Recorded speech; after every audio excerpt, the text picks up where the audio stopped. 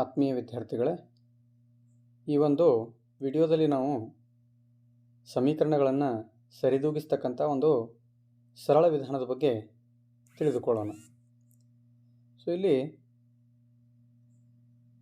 Magnesium ಆಕ್ಸಿಜನ್ನೊಂದಿಗೆ ವರ್ತಿಸಿ magnesium oxide ಆಗಿದೆ ಅನ್ನುವಂತಹ ಒಂದು ಸಾಂಕೇತಿಕ ಸಮೀಕರಣ ಇದೆ. Mg+O2 gives MgO. ಈ ಸಮೀಕರಣವನ್ನು ನಾವು ಸರಿದೂಗಿಸಬೇಕಾಗಿದೆ. ಇಲ್ಲಿ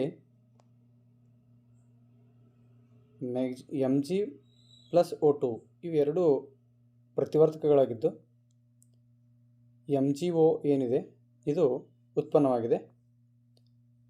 ಪ್ರತಿವರ್ತಕದ ಬದಿಯಲ್ಲಿ ಮ್ಯಾಗ್ನೀಷಿಯಂ ಮತ್ತು ಉತ್ಪನ್ನದ ಬದಿಯಲ್ಲಿ ಮ್ಯಾಗ್ನೀಷಿಯಂ ಎರಡೂ ಒಂದೇ ಇದೆ. ಆದರೆ ಪ್ರತಿವರ್ತಕದ ಬದಿಯಲ್ಲಿ ಆಕ್ಸಿಜನ್ 2 ಪರಮಾಣುಗಳಿದ್ದು ಉತ್ಪನ್ನದ ಬದಿಯಲ್ಲಿ ಆಕ್ಸಿಜನ್ ಕೇವಲ ಒಂದೇ ಇದೆ. ಅದಕ್ಕೆ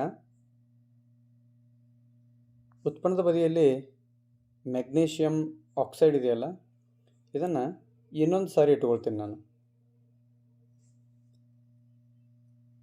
MgO ಅಂದರೆ ಆಕ್ಸಿಜನ್ ಈಗ ಉತ್ಪನ್ನದ ಬದಿಯಲ್ಲಿ 2 ಆದವು.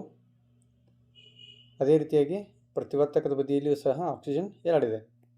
ಆದರೆ ಪ್ರತಿವರ್ತಕದ ಬದಿಯಲ್ಲಿ ಮ್ಯಾಗ್ನೀಷಿಯಂ ಒಂದೇ ಇದ್ದು ಉತ್ಪನ್ನದ ಬದಿಯಲ್ಲಿ ಮ್ಯಾಗ್ನೀಷಿಯಂ ಏನಾಗಿದೆ 2 ಆಗಿದೆ. ಆದ್ದರಿಂದ ನಾವು ಪ್ರತಿವರ್ತಕ ಬದಿಯಲ್ಲಿ ಏನು Mg ಇದೆ ಅದನ್ನು ಇನ್ನೊಂದು Mg ಆ್ಯಡ್ ಮಾಡ್ಕೋತೀನಿ. ಈಗ ತಾವು ಗಮನಿಸ್ಬೋದು, ಪ್ರತಿವರ್ತಕದ ಬದಿಯಲ್ಲಿ Mg 2 ಆಗಿವೆ, ಅಂದರೆ 2Mg.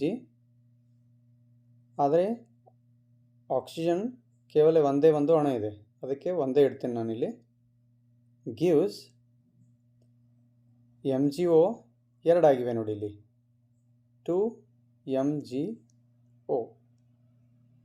ಈ ರೀತಿಯಾಗಿ ನಾವು Mg+O2 gives MgO ಅನ್ನು 2Mg+O2 gives 2MgO ಈ ರೀತಿ ನಾವು ಸರಿದೂಗಿಸಬಹುದು.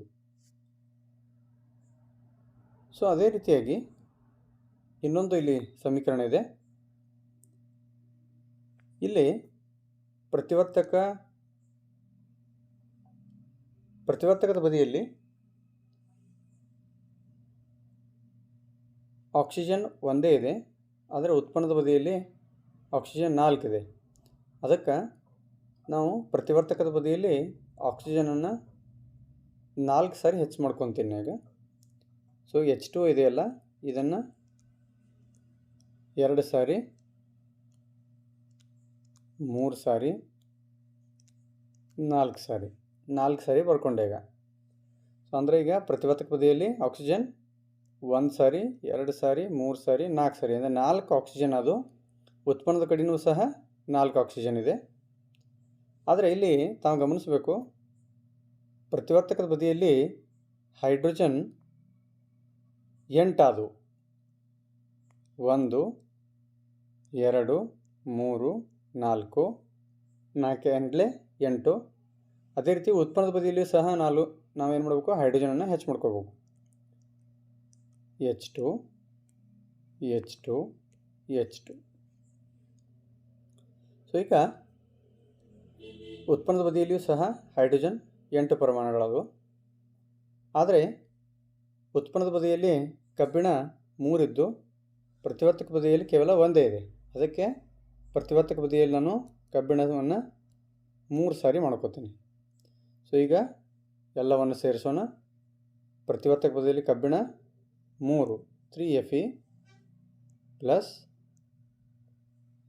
H2O 4 ಅಣುಗಳಾದವು 4H2O gives Fe3O4 plus 4H2. ಈಗ ಎರಡೂ ಬದಿಯಲ್ಲಿ ಸಮೀಕರಣಗಳು ಸರಿದೂಗಿದವು.